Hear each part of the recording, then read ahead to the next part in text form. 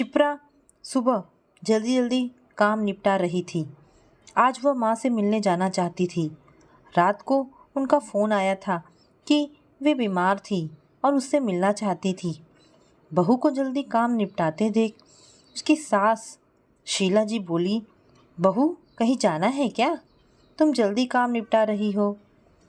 शिप्रा बोली, हाँ मम्मी जी, माँ की तबीयत खराब है, अतः उनसे मिलने जाना चाहती हूँ।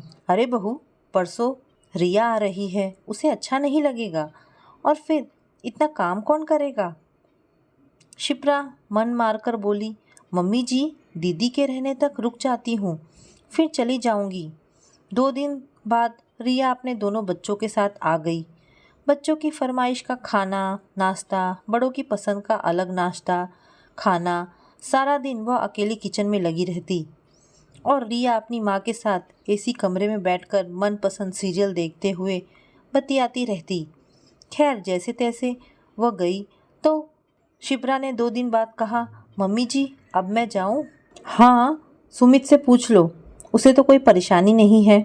उसके पूछने पर सुमित ने अनमने मन से कहा, चली जाओ, किंतु 2-4 दिन में ही जल्दी लौट आना। माँ से काम नहीं होता है, वे परेशान हो जाएंगी। उसका मन बहुत ही दुखी हो गया। क्या मैं अपने माँ बाप से भी नहीं मिल सकती?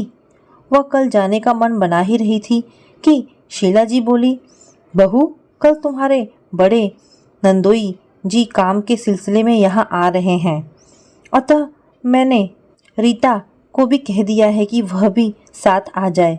बड़ा मन कर रहा था उससे मिलने का, 3 महीने हो गए उससे मिले। शिप्रा आक्रोशित हो गई यह सुनकर। उन्हें तो 3 माह ही ज़्यादा लग रहे हैं। मेरी माँ तो 2 वर्ष से बुला रही है। क्या ये मेरा और मेरी माँ का दर्द नहीं समझती हैं? सास ससुर तो एक तरफ, कभी सुमित ने भी उससे सहानुभूति नहीं दिखाई कि साथ ले जाकर मिलाता। क्या मेरे माँ बाप से सुमित का कोई रिश्ता नहीं? क्या मेरे भाई बहन सुमित के कोई नहीं लगते? कभी उनसे सीधे मुंह फ़ोन पर भी बात नहीं करता। मैं तो उसके माँ बाप की, भाई बहनों की, रिश्तेदारों की सेवा के लिए लाई गई नौकरानी जो हूँ। मन में क्रोध की अग्नि जल रही थी, किंतु परिवार की शांति के लिए वह खून का घूंट पीकर रह गई और माँ के दिए संस्कारों के खातिर चुप रह गई। खैर 2 दिन तक फिर वही सब कार्यक्रम चला। चाय नाश्ता, खाना, घूमना फिरना। माँ बेटी खाना खाकर शॉपिंग के लिए निकल गई और वह काम निपटाकर शाम के खाने की तैयारी में लग गई। नंद के जाने के बाद आज फिर वह अपने जाने की तैयारी करने लगी। तभी ससुर जी बोले, अरे शिप्रा बेटा, मेरा एक दोस्त यहाँ से निकल रहा है, उसने मुझे स्टेशन पर मिलने बुलाया है, तो मैं सोच रहा था कि ताज़ा खाना साथ में लेता जाऊं। यह सुनकर आज शिप्रा का मन गुस्से से फूट पड़ा। आक्रोश की वजह से उसका मुंह लाल हो गया, हाथों की मुट्ठियां भी भीज गई।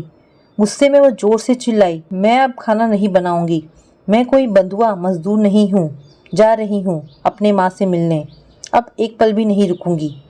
तभी शीला जी बोली, ऐसे कैसे जाएगी जब तक सुमित नहीं कहेगा? उन्होंने फ़ोन करके तुरंत सुमित को बुला लिया। सुमित आते ही उस पर बरस पड़ा, ये क्या तरीका है मेरे मम्मी पापा से बात करने का? तुम कहीं नहीं जाओगी। आज शिप्रा को कोई नहीं रोक पाया। वह बोली, तुम मेरे मम्मी पापा भाई बहन का कितना मान रखते हो, अब वही व्यवहार मैं करूँगी जो तुम्हारा घर मेरे घर वालों के साथ करता है। मैं जा रही हूँ। सुमित, जा तो रही हो, ध्यान रखना मैं लेने नहीं आऊँगा। वह बोली, मैं अपनी मर्जी से जा रही हूँ और अपनी मर्जी से आ जाऊँगी, मुझे किसी के ले आने की ज़रूरत नहीं। दोनों बच्चों को ले वह अपने बैग के साथ बुलाई गई कैब में जाकर बैठ गई और बढ़ गई अपनी मंजिल की ओर। शिप्रा के सास ससुर और पति मुंह ताकते रह गए, क्योंकि आज उन्हें सही जवाब जो मिल गया था। तो दोस्तों, ये छोटी सी कहानी आपको कैसी लगी? अगर आपको कहानी पसंद आई हो तो प्लीज़ इसे लाइक एंड शेयर करें। धन्यवाद दोस्तों।